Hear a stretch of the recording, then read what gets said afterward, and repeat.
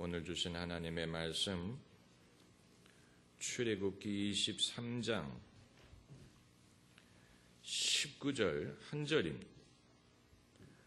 구약성경 117면 출애굽기 23장 19절 한 절 같이 읽으십시다. 너의 토지에서 처음 익은 열매의 첫 것을 가져다가 너의 하나님 여호와의 전에 드릴지니라. 너는 염소 새끼를 그 어미의 젖으로 삼지 말지니라. 아멘. 이 구절 후반절은 매우 짧지만 아주 유명한 성경 구절입니다. 왜 유태인들이 유제품과 육류를 섞어서 요리하지 않고 섞어서 먹지 않느냐? 바로 이 구절 때문에 그렇습니다. 유태인들은 치즈버거라든가 햄과 치즈를 섞은 샌드위치를 먹지 않는 이유가 염소 새끼를 그 어미의 젖으로 삼지 말라는 이 구절 때문에 그렇습니다. 여기서 염소 새끼는 고기를 말하고 어미의 젖은 유제품을 말합니다. 함께 끓이지 말라고 말씀하신 이 규례 때문에 이것을 무의식적으로라도 어길까 봐 아예 유태인들은 유제품과 고기를 섞어서 요리하지 않습니다. 아마 여러분은 왜 하나님이 이런 규례를 주셨을까 궁금하게 생각하실 것입니다. 그렇지만 우리가 조금만 생각을 하면 금방 이해가 됩니다. 염소 새끼를 먹는 것은 문제가 아니에요. 그러나 염소 새끼를 요리할 때 왜 하필이면 그 어미의 젖에다가 삶느냐는 것입니다. 아무리 염소 새끼라도 이것은 그에 대한 그 어미에 대한 도리가 아니라는 얘기입니다.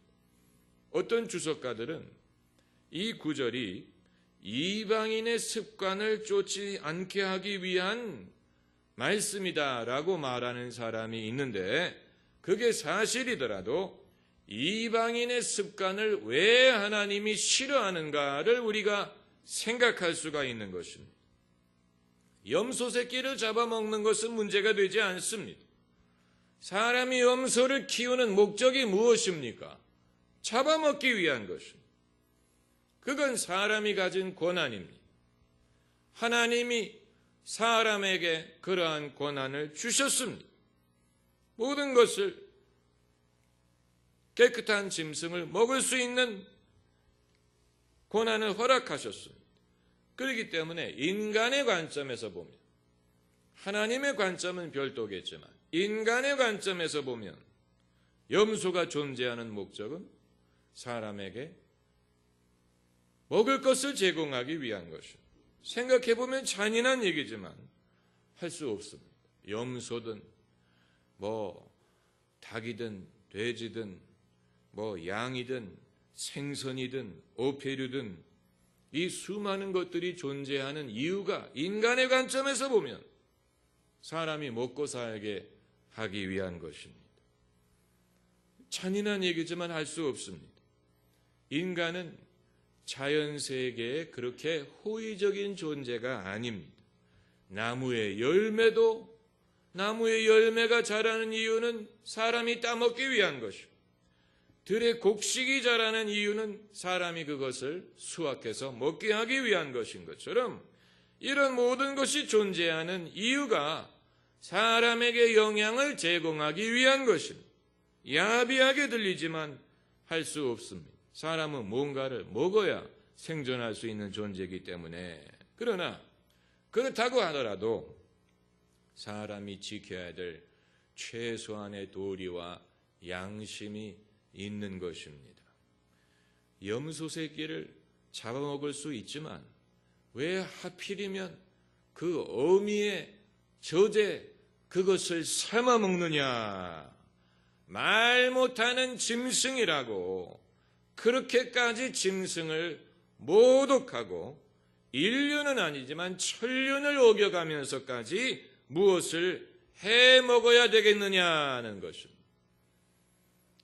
어미의 젖이 상징하는 것은 모성애입니다. 짐승이라도 자기 새끼를 사랑할 줄 압니다. 그 어미가 젖을 먹이면서 새끼를 키웠습니다. 그 젖이 상징하는 것은 모성애예요. 그런데 그 새끼를 잡아먹을 때 굳이 어미의 젖에 삶아 먹어야 되겠느냐는 것입니다. 그 새끼를 낳아주고 키워준 어미의 젖 속에서 그 새끼를 삶아야 되겠느냐. 이건 그 새끼에게도 도리가 아니고 어미가 그것을 알지 모를지는 알 수가 없지만 그러나 그 어미에게도 도리가 아니라는 것입니다. 그렇게까지 하면서 나에게 먹을 것을 제공하는 짐승을 경멸해서는 안 된다는 것입니다. 만일 제가 염소 새끼를 잡아먹는 일이 있다면 그 어미 모르게 할 것입니다. 당연하죠. 당연하죠. 어느 정신 나간 사람이 어미가 보는 앞에서 그 새끼를 잡으려고 하겠습니까? 그러나 어미가 보는 앞에서 잡지는 않더라도 그 어미의 젖을 짜다가 그것을 새끼를 삶아 먹는 데 사용을 한다면 그것은 더 간교한 행위가 됩니다. 아주 간악한 행위가 됩니다. 차라리 어미가 보는 앞에서 잡아먹으면 정직하기라도 하기죠. 그런데 어미가 보는 앞에서는 하지 않는데 어미의 젖을 짜다가 그것으로 새끼를 삶아 먹는다. 이건 굉장히 간악한 일이 되는 것입니다. 그리고 염소에게 이렇게 할 만한 사람이라면 사람에게도 그렇게 할 것입니다. 저는 이러한 간악함이 인간관계에서 어떤 경우에 해당될까를 곰곰이 생각을 해봤습니다. 아무리 상상을 해도 감은 잡히는데 뚜렷하게 어떤 경우가 생각이 되지를 않았습니다. 염소에게 하듯이 사람에게 한다면 어떤 경우가 해당이 될까? 그런 것을 상상할 만한 간악함이 저에게는 없기 때문에 잘 상상이 되지 않지만 그러나 세상에는 충분히 그런 일이 있을 수 있을 것이라고 생각이 됩니다. 압살롬이 아버지 다윗에게 반란을 일으켜서 한때 예루살렘 궁을 장악했죠. 그래서 왕권을 손에 쥐었습니다. 그랬더니 압살롬이 무엇을 했느냐면은 백성들 보는 앞에서 지붕 위에서 자기 아버지의 후궁들과 동침을 했어요. 이 성경에 기록된 얘기입니다. 이게 무슨 어느 성인용 소설에 나오는 얘기가 아니고 성경에 이런 얘기가 압살롬이 자기 아버지를 쿠데타를 일으켜서 몰아낸 다음에 아버지를 몰아내고 왕이 됐으면 그것으로 족할 것 같은데 그것으로 족하지가 않기 때문에 백성들이 보는 앞에서 지붕 위에 상을 갖다 놓고 아버지의 후궁들을 포함했습니다. 압살롬이 왜 이렇게 했는지 우리는 알 수가 없어요. 아버지에 대한 어떤 징후 때문인지 아니면 자기가 이만큼 이 나라를 좌지우지할 수 있는 인물이 되었다는 것을 백성들에게 보기 위함인지 아니면 그동안에 다윗을 존경하고 따랐던 사람들 앞에 다윗은 끝났다는 것을 보여주기 위함인지 알 수가 없지만 이것은 아버지에 대한 징후가 지나쳐서 아버지에 대한 극단적인 경멸의 행위가 되는 것이죠. 아버지에 대한 극단적인 경멸의 행위예요. 하지만 이것도 적절한 이해가 아닙니다. 왜냐하면 압살롬이 공개적으로 이 일을 한 것이기 때문에 자기의 행위를 숨기지 않고 공개적으로 한 것이기 때문에 어미의 젖을 가져다가 새끼를 삶는 것과 같이 여길 수가 없습니다. 더 적절한 예가 있다면 어떤 사람의 칼을 가져다가 그 사람의 자식을 죽이는 것, 이런 것이 거기에 해당된다고 할 수 있습니다. 어떤 사람이 애지중지하는 칼을 가져다가 그게 누구의 소유라는 것을 알면서 일부러 그것을 가져다가 그 칼로 그 사람의 자식을 죽이는, 아마 그런 간악한 행위가 바로 오늘 본문과 같은 행위에 해당되지 않을까. 이건 아주 극단적인 미움, 극단적인 경멸, 극단적인 배신 행위. 사람이 사람에게 할 수 있는 아주 극단적인 악한 행위가 될 것입니다. 이 선교학에서 하나의 이 성공적인 선교 사례로 이 말하는, 회자하는 그런 이야기가 있습니다. 미개한 어느 원주민 사회가 있었는데 이 사회에서는 예로부터 배신이란 행위를 가장 위대한 덕목으로 여겼어요. 배신. 이들은 배신하는 것을 가장 그들 사회에서 사람이 할 수 있는 최선의 성취라고 생각을 했습니다. 그래서 이들이 누릴 수 있는 최고의 즐거움은 어떤 나그네의 환심을 사서 그 사람이 나를 전적으로 신뢰하도록 만든 다음에 그 사람이 기대하지 않는 순간에 칼을 들어서 그 사람을 살해하는 행위. 그래서 그 사람의 눈에 충격과 배신감을 보면서 그 사람을 살해하는, 그것을 이 원주민들은 최고의 즐거움으로 여겼어요. 그래서 선교사가 이 마을에 들어가서 신약 성경을 가르쳤을 때 예수님에 대해서는 별로 관심이 없었는데 가룟 유다의 얘기를 듣고는 그 사람이 우리 스타일이라고 가룟 유다에 대해서 관심을 보이더라고 합니다. 상상이 됩니까? 이런 왜곡된 사고방식을 갖고 있는 사람들에게 어떻게 복음을 전할 수가 있겠습니까? 그런데 어느 날 아침에 선교사가 일어나 보니까 마을 사람들이 다 어디를 가고 마을이 조용했어. 그래서 이 사람들이 다 어디를 갔을까 궁금해서 따라가 보니까 적대적인 관계에 있는 이웃 부족과 볼모를 교환하는 행사를 하더랍니다.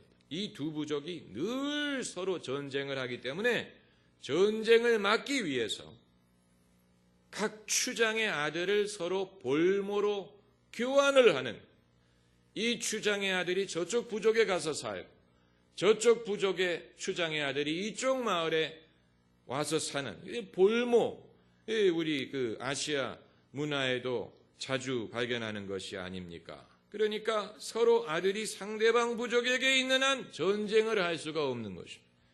이 볼모를 그 부족이 뭐라고 불렀냐면 Peace Child라고 불렀어요. 평강의 자식이란 말이죠. 평강의 자녀, Peace Child. 이 부분에서 선교사가 복음을 그들에게 전할 수 있는 길을 찾은 거예요. 예수 그리스도를 하나님의 Peace Child라고 설명을. 하나님께서 당신과 적대적인 관계에 있는 죄인과 화목하기 위해서 당신의 아들을 볼모로 주신 것, 우리에게 Peace Child로 주신 것. 그렇기 때문에 하나님의 아들이 우리와 함께하는 한 우리를 벌할 수가 없고 심판할 수가 없게 하기 위하여 하나님이 당신의 아들을 볼모로 우리에게 주셨다. 이렇게 해서 이 마을 사람들을 신앙으로 이끌 수가 있었다는 얘기입니다. 실합니다. 여러분, 염소에게 간악하게 할 수 있는 사람은 사람에게도 그렇게 할 수 있습니다. 안에서 새는 바가지가 밖에서도 새고, 바늘도둑이 나중에 뭐가 됩니까? 소도둑이 된다고 했습니다. 짐승에게 그렇게 할 수 있는 사람은 사람에게도 그렇게 할 수 있습니다. 그렇기 때문에 짐승에게도 해서는 안 되는 일이 있습니다. 사람에게 해서는 안 되는 일이 있는 것처럼 짐승에게도 해서는 안 되는 일이 있습니다. 비록 염소 새끼를 잡아먹는 일이라고 하더라도 그래도 지켜야 될 도리가 있다. 지켜야 될 도리가 있어요. 우리가 세상을 살면서 무엇을 취할 때 취할 것은 취하더라. 그것이 돈이든 명예든 지위든 취할 것은 취하더라도 바른 방법이 있고 악한 방법이 있어. 취하는 것 자체를 나쁘다고 말하는 게 아니에요. 취하는 것은 누군가는 취해야 될 것. 취하는 것 자체는 우리의 권리가 될 수 있습니다. 그러나 그것을 취하는 방법이 바른 방법이 있고 악한 방법이 있어. 내가 누구에게 무엇을 넘겨받는다 하더라도 그 사람이 형편이 어려워져서 집을 팔든 회사를 팔든 건물을 팔든 지적재산권을 팔든 그 사람이 형편이 어려워지고 내가 경쟁에서 이겨서 그 사람이 갖고 있던 것을 나에게 넘겨주더라도 그럼에도 불구하고 그것을 취할 때 그 사람에 대한 경멸이라든가 그 사람에 대한 극단적인 모멸이라든가 이런 것까지 가할 수 있는 권리가 우리에게 있는 것이 아니에요. 이 옛날에 고대 시대에는 나라끼리 전쟁을 할 때 그게 사실은 왕끼리 전쟁을 하는 것이었죠. 나라가 전쟁을 선택하는 게 아니고 왕이 전쟁을 결정하는 것입니다. 그렇기 때문에 이 가가멜라 전투 이게 이제 알렉산더가 이끄는 마케도니아 군대와 다리우스가 이끄는 페르시아 군대가 붙은 전쟁이 아닙니까? 그러나 우리는 그것을 그리스와 페르시아의 전쟁이라고 부르지 않고 알렉산더와 다리우스의 전쟁이라고 부릅니다. 그 이유는 이게 국민이 선택한 전쟁이 아니고 왕이 전쟁을 선택한 왕과 왕의 전쟁, 알렉산더와 다리우스의 전쟁. 그런데 왕과 왕이 싸울 때 서로 죽이고 군사들이 서로 죽이더라도 고대 사회에는 어떤 이 불문율이 있었냐면 왕은 상대방의 왕을 죽이지 않는다는 불문율이 있었어요. 그래서 영화 알렉산더를 보면 다리우스가 패해서 도망을 가는데 이 마케도니아 군이 쫓아가지. 다리우스를 찾기 위해서 쫓아갑니다. 그런데 결국 다리우스가 누구의 손에 죽냐면 자기의 신하의 손에 죽습니다. 그리고 그 신하가 마케도니아에 투항을 합니다. 우리 다리우스 왕을 내가 죽였습니다. 그의 시신이 여기 있습니다. 이제 나의 투항을 받아달라. 그런데 알렉산더가 그것을 보고 다리우스의 죽음을 애석하게 생각하고 그를 아주 정중히 장사를 지내주고 그리고 그를 살해한 신하를 처형을 하죠. 왜 그러느냐? 비록 왕과 왕이 전쟁을 하고 나라와 나라가 전쟁을 하더라도 그래서 한 나라가 이기고 한 나라가 패배했더라도 패배한 나라의 왕까지 죽이지 않는다. 이런 원칙이 있었던 그 왕은 존중하고 그의 가문을 존중하고 가급적 그들의 명예와 이 소유를 지킬 수 있도록 도와주면서 전쟁을 하든 정복을 하든 그랬습니다. 이게 옛날부터 있었던 이 전통입니다. 마피아의 세계에도 비슷한 룰이 있습니다. 한 갱단과 다른 갱단이 서로 경쟁 관계에 있어서 전쟁을 하는데 이 두목이 저 두목을 직접 죽이면 안 돼요. 마피아의 세계에는 라이벌의 두목을 죽이는 자는 결코 두목이 될 수 없다. 이런 이 원칙이 있다고 합니다. 그러니까 여러분, 범죄자의 세계에도 이와 같은 불문율이 있어요. 내가 무엇을 취해야 될 때가 있어요. 살다 보면 누군가가 경쟁해서 지든 누군가가 경쟁해서 이기든 우월한 사람이 있고 지는 사람이 있을 수가 있습니다. 취하는 것 자체는 불가피한 일이. 그러나 그것을 취할 때 그 상대방에게 모멸감을 주고 간악한 마음으로 상처를 주면서까지, 일부러 상처를 주면서까지 빼앗는 것은, 그것은 바른 것이 아니라는 얘기예요. 어떻게 염소에서 거기까지 가느냐? 왜 하나님이 이런 법규를 주셨는지를 우리가 알아야 돼요.